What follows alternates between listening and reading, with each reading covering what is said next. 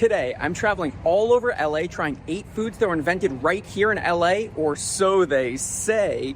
That's right, I'm doing more LA foods controversial edition, where I'll be rating every food on a scale of 1 to 5 on how good it tastes, and 1 to 5 on how dubious its claim to LA origin really is. With 1 being, no, yeah, it was invented in LA, and 5 being, yeah, no, it was not invented in LA, and you know I'm only gonna be getting around using public transportation. I am so excited. Let's get started. Stop number 1 is the Apple Pan, quality forever. This is what the interior looks like, and here's a peek at the menu and the main attraction.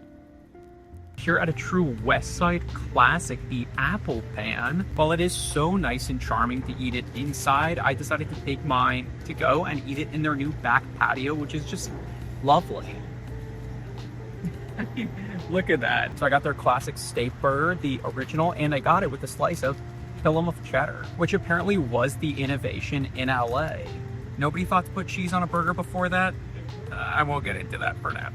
You know what? Let's get into it. Here is the Cheeseburger, allegedly born in Pasadena in 1924 at a sandwich place called The Right Spot, when 16-year-old fry cook Lionel Sternberger, no relation to Cheeseburger, slapped some cheese on a burger and called it an aristocratic hamburger. Now, a lot of people credit The Right Spot for the Cheeseburger. They even have a plaque there in front of the bank where the Right Spot used to be, but I did find an advertisement from May of 1922, 2 years before Sternberger's Cheeseburger, advertising all kinds of sandwiches, including a cheese and hamburger sandwich. Now, I am no chef, but that sounds like a cheeseburger to me. So looks like my next video I'll be going to Ardmore, Oklahoma. And I am thrilled to give it a try. And that lacy top that you get on the flat top, that is so popular these days with like the smash burgers. Apple Pan's been doing it for like 100 years. I love just having like a salad on your sandwich, some mayo and pickles on the bottom. Man, that ratio of meat to other things, you just can't do that after 2008, after like epic mealtime poisoned America's brain, a psyop from like the American Pork Consortium. 20 pounds of bacon. It's so good, it really is like hamburger flavored. I don't really know how much of the cheddar is coming through on the sandwich, and I find that's the case a lot of times with cheeseburgers. Like, how much of the cheese do you really taste? How much does it really add other than like a whole $1 for a slice of cheese? The cheeseburger might be a marketing thing. It might be a psyop from the American Dairy Consortium. Got milk. Damn, I'm housing this thing. This is not small.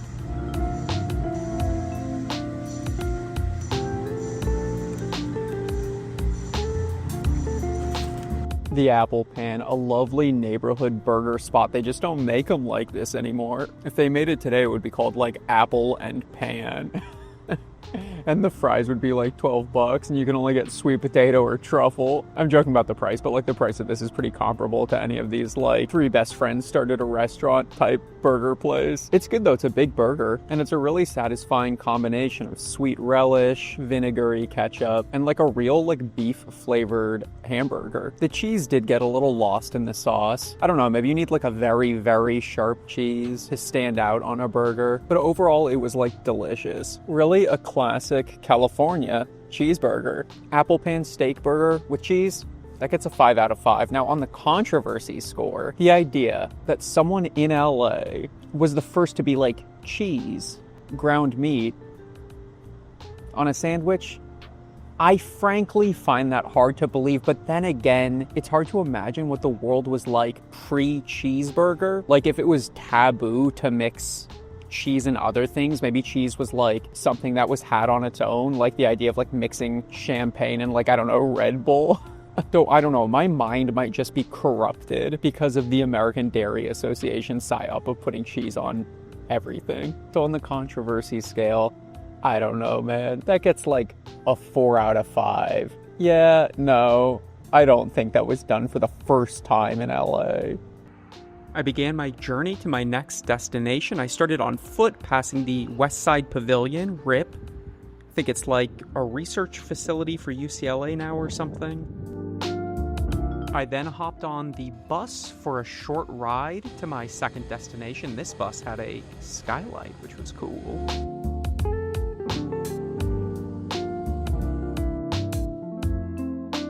And arrived at LA Original number 2, Tito's Tacos. That's right, the hardshell taco as we know it today allegedly comes from Los Angeles. Now, you likely know the story of Glenn Bell, who ran a hot dog stand in San Bernardino, and after seeing long lines at the Mexican restaurant across the street, Meat La Cafe, pestered the owners to teach him the recipe for their Dorado tacos. Soon after, he opened a competing taco stand featuring that recipe. Bell's taco stand became Taco Bell, subsidiary of Yum Brands, whose largest shareholders include Vanguard, BlackRock, JP Morgan Chase, and State Street. Though the origin of the fried taco likely goes back to at least 18th century silver miners, and it has appeared in print in English as early as 1914. Hi, how's it going? Can I get one taco, please? No cheese. Got the taco. All good things come in cardboard boxes. I feel like it's Christmas. Ooh, mama, look at that. Here I am with the Tito's Taco at the Tito's Tacos, right here in the scant shade in the shadow of the 405, the name of my memoir. And this thing looks absolutely beautiful. Holy cow. Look at how smooth and flat that shell is. And the color of it is just beautiful. It smells so corn flavored with the chips to go. There's something about a real corny corn chip and a relatively simple taco. I went without cheese this time. The meat, some fresh lettuce on top, a perfect little package. Simple and delicious. You can see the kind of gradient where the meat absorbs some of the temperature of the oil, so it's a little less crispy down here, a little more crispy up here. And that thing is so good. And it really holds together. Don't you hate it when you bite into the Del Monte brand taco and the whole thing just shatters? And a generous tub of tomatoey salsa. Really fresh, lightly salty salsa. Really very, very good. The beef is pretty lightly seasoned, has a real beefy flavor, and truly just a delight. It is a simple dish, but executed so well. The corn tortilla flavor, just perfect, and really, really smooth. I imagine it's like a very fine corn flour that's like sifted so it doesn't have any big chunks in it. No grits, I guess. And fried at just like the perfect temperature. Nice and crispy, not too oily. I mean, that oil must be like blazing hot. Lightly seasoned overall, even the chips aren't too salty, which I like. And I can't stop eating these things. So for the food score, Tito's Tacos, Tito's Taco, that gets a 5 out of 5. It might be one of the most controversial origins on the list. Of course, there's the whole Glenn Bell thing. That guy just stole the dish. But even before that, fried bread and meat not having existed more than like 100 and something years ago, I am a skeptic. I think it's hard to believe that a version of the fried taco didn't exist 60,000 years ago. But I'm not a food historian, and regardless of its primary origin, I think we can say there is major controversy related to its origin in LA, at least. So for the controversy score, that gets a 5 out of 5.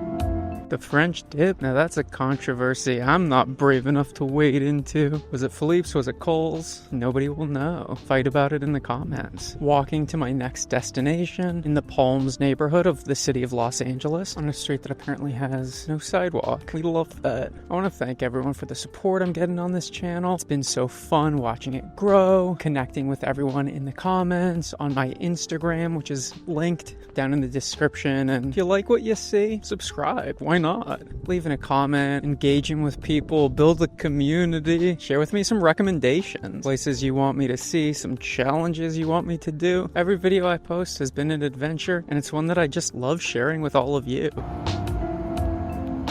I'm having such a European summer, eating al fresco, walking from place to place. Venice Boulevard? Fuck it, Venice, Italy. My walk continued thusly. The monarchs were in town. That hot dog has seen better days. I live in LA without a car, and today I'm going from Palms to Little Tokyo. Shout out to Kelsey on TikTok, another transit creator. With a simple tap, I made it to the Palms Expo station just in time. In fact, maybe a second too late, I had to hustle up the stairs to catch my train.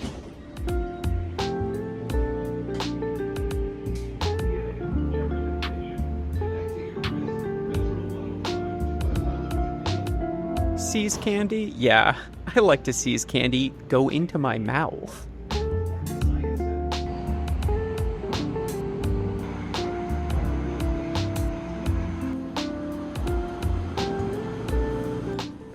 Anyways, I emerged right into beautiful Little Tokyo in the Japanese Village Plaza.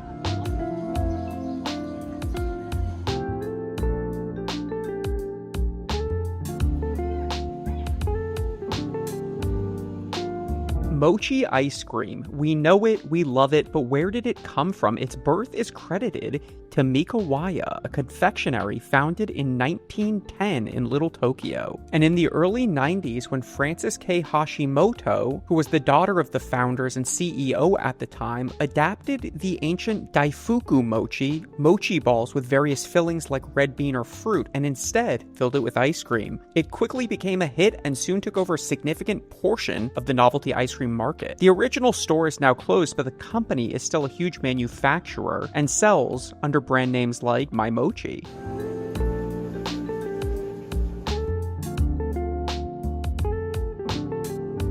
Here I am at Frances K. Hashimoto Plaza with my mochi. I got two flavors. I got green tea and I got strawberry.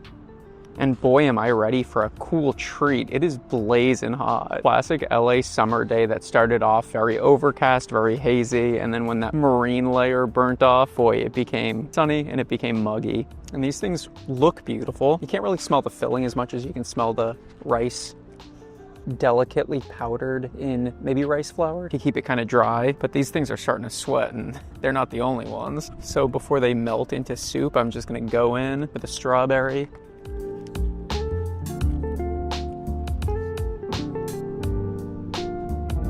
That is fun, that is nice. The ice cream is very good, and the mochi is such a fun way to deliver it. There's seeds in the ice cream, strawberry seeds. The mochi adds a nice flavor. Obviously, it's something to grab onto too, and it's just fun, the pull of it. The chew, and this is like incredibly soft, velvety mochi. Almost like liquid on top, and the sides have like a consistency of like caramel or something. The green tea flavor is really good too.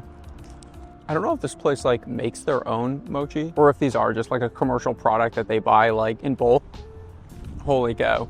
Those were good. Little Tokyo, ice cream and yogurt, mochi ice cream, strawberry and green tea. Those were delicious. I love ice cream in small quantities, and that was like just enough for me. And of all the ways to deliver ice cream, cone, banana split, in mochi has got to be one of the best ways. So for the food score, I give it a 5 out of 5. For the controversy score, while there aren't a ton of conflicting claims to the origin of the mochi ice cream, iced desserts have been a thing in Japan for millennia. Ice cream in Japan at least hundreds and hundreds of years. The idea that they weren't combined before this seems dubious, but stranger things have happened. So on the controversy scale, that's a 3 out of 5.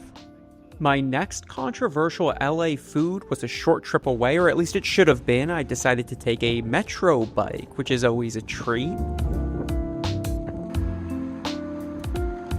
Hitting speeds as high as 18 miles an hour.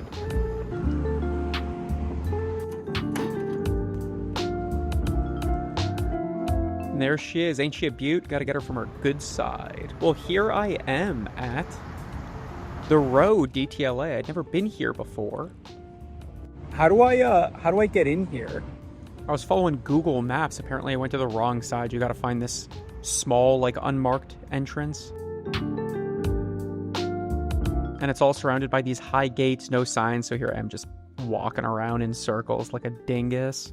But regardless, I found destination number 4, Rappahannock Oyster Bar, for an oyster cocktail. 1894, the dusty corner of 1st and Main in the little pueblo of Los Angeles. Al Levy combined a half-dozen oysters, city water, Harvey's sauce, ketchup, pepper sauce, salt and pepper at his small food cart to create the first oyster cocktail. Even at the high price of 10 cents a pop, it fast became an icon of LA and spread across the country. The original oyster cocktail doesn't have liquor in it, honestly. I kind of just went off the rails with this one.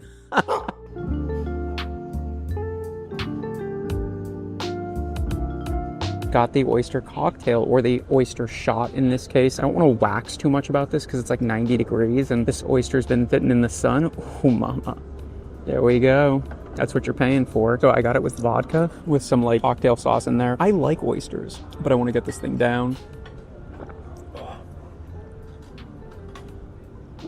Big oyster. Whoa.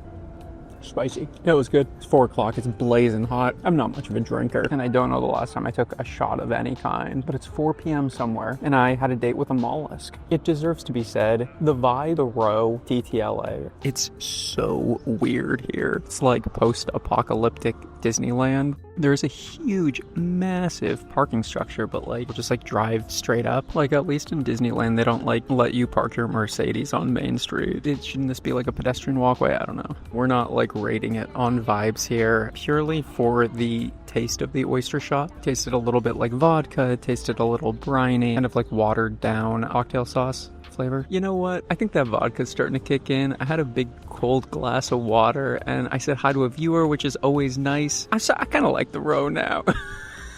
Anyway, the flavor of the oyster shot was great. It was everything I could have wanted. The oyster itself tasted good. You never really know, I guess. I've never lost a gamble with an oyster, and I certainly hope today's not the first day. So I give the taste score a 5 out of 5. For the controversy score, I say that's a 4 out of 5. Ridden the city bike right in here and avoided all of that turmoil. I guess I'm the asshole. The row is fine. Well, I fled the row and hopped on the bus. Getting off at Pershing Square, where I was making my connection to the B line. So I descended into the station, descending into madness itself.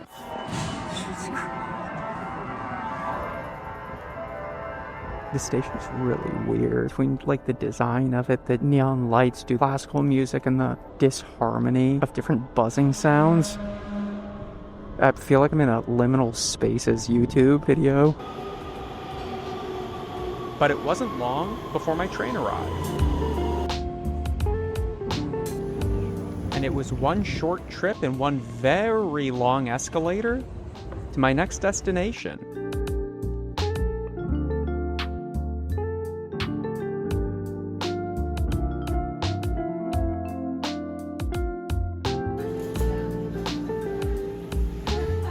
Can I just get one fortune cookie? Oh, awesome. Cool. Thank you so much. Really appreciate it. Now, what seems like it may have been just a silly diversion was actually all part of my plan, because the fortune cookie is, in fact, one of the disputed LA originals. So, the fortune cookie. The Hong Kong noodle company, founded in LA in 1913, claims to have invented the fortune cookie. So does Ben Kyoto, a San Francisco bakery that made them to serve in Golden Gate Park's Japanese tea garden. But there's another claim by Fugetsudo, the LA mochi shop that's been here for like 120 years. The fortune cookie is based on a Japanese cracker that comes with a fortune that's given at Buddhist and Shinto shrines and temples. It wasn't until World War II that it was rebranded to be like a Chinese-American thing and given out at Chinese restaurants. Wow, that was so illuminating. Even I learned something. So I'm just gonna do this one on the road as we make it to our next destination, and we'll open this bad boy up and see what the deal is. What are they trying to keep out of these things, am I right?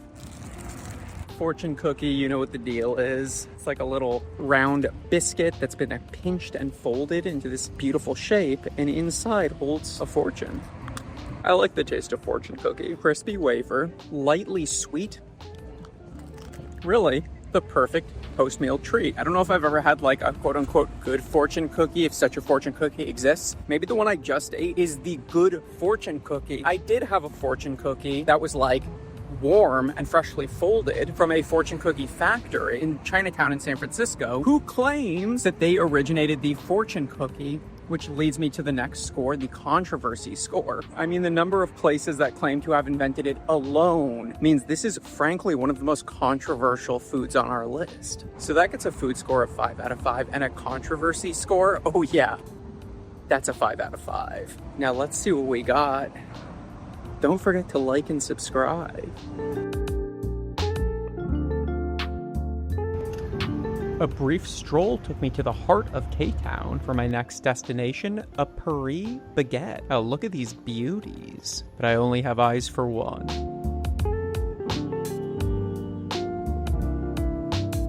Happy to make your acquaintance. Call me Chiffon. Mr. Cake was my father's name.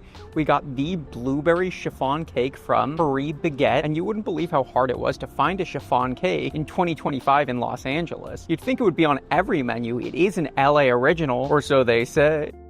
In the 1920s, Harry Baker quit his job as an insurance salesman to follow his true calling, inventing the chiffon cake. It's made by beating egg whites into foam and folding them into cake batter to create an exceptionally light crumb. It was a staple at Hollywood's Brown Derby for 20 years until Baker sold the recipe to General Mills, where it was shared under the Betty Crocker brand and became an icon of mid-century desserts. But yeah, it looks really good. The person I bought it from also said it was fantastic, so I am so excited to eat full massed sail of a cake. I feel like this thing's gonna blow away. It's got those like sugar covered blueberries on top. Man, look at those things glisten. It is light as a feather and I am stiff as a board in anticipation of eating this cake, so fork just sink through.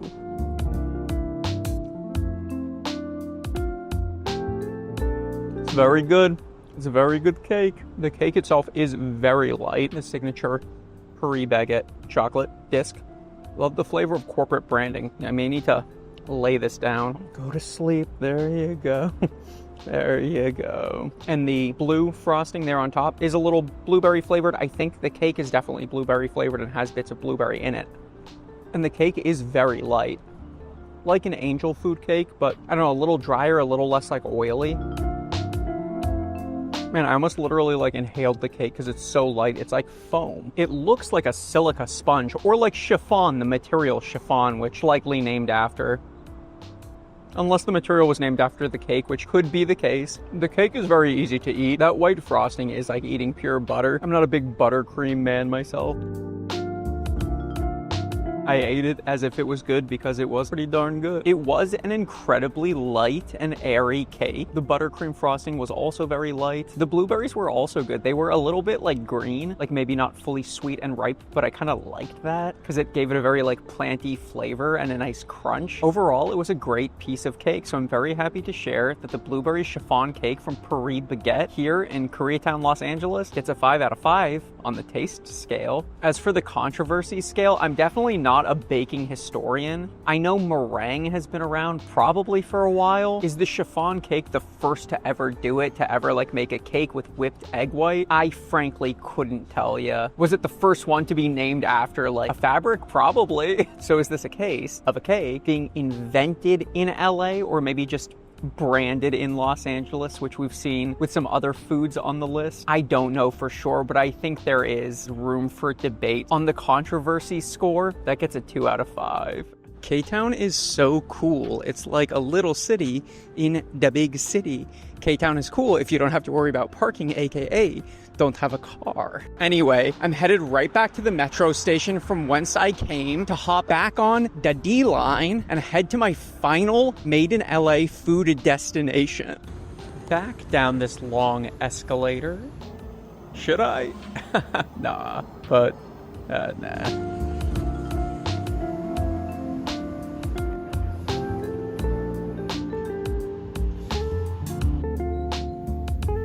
Making a connection on the 2 that'll take me through Hollywood and up the Sunset Strip.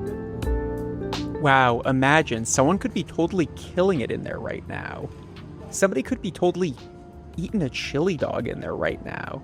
Somebody could totally be getting their taint absolutely demolished by an electric bull in there. Well, we made it to our final destination next to the Whiskey Blue Birdie Gastropub.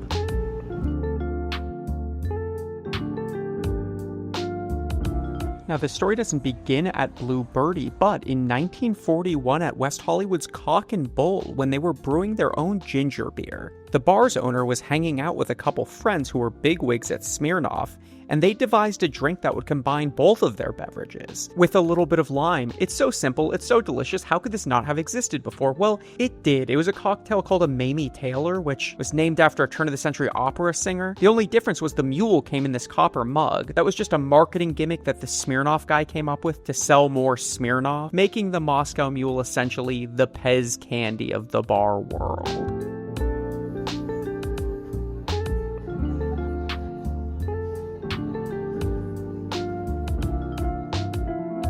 Yeah, we got the Mule, the Moscow Mule, here at Blue Birdie on the iconic Sunset Strip, and it looks just fabulous, so I'm gonna give it a try.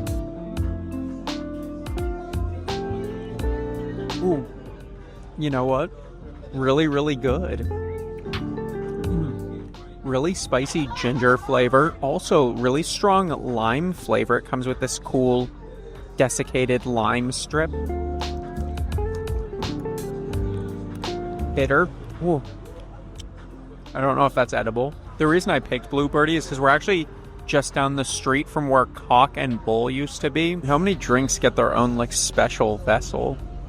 A highball is a highball if it's served in a martini glass. Is the Moscow Mule the Mule if it's in a different metal? Actually, I think this is like stainless steel that might just be plated or colored on the outside. Boy, what a refreshing drink to end my LA adventure on. It is really good. You can only just barely taste the liquor, but it's also not like very, very sweet. I have a hard time with very, very sweet cocktails. That's a Mule I wouldn't kick out of bed. So for the taste score, the Moscow Mule at Blue Birdie, I thought it was fantastic. Spicy, a little bit sweet, very acidic with just a little bite of liquor flavor. I'm happy to give it a 5 out of 5. I mean, controversy thrives here on the Sunset Strip. Has this combination of ingredients ever coexisted in a glass? Probably, but did it ever coexist in a copper mug? No, no, no. And that's what sets the Moscow Mule apart from the other cocktail barnyard. For a controversy score, a 3 out of 5. Well, what an adventure. We tried some real delicious foods and dug into some real interesting controversies. But there's one thing that's not controversial. The automobile is the most destructive invention in the history of mankind, and Henry Ford spent all eternity in a real warm place. Anyway, I want to thank you again for coming with me on this trip because I wouldn't have done it without you, and I hope I get to see you again real soon.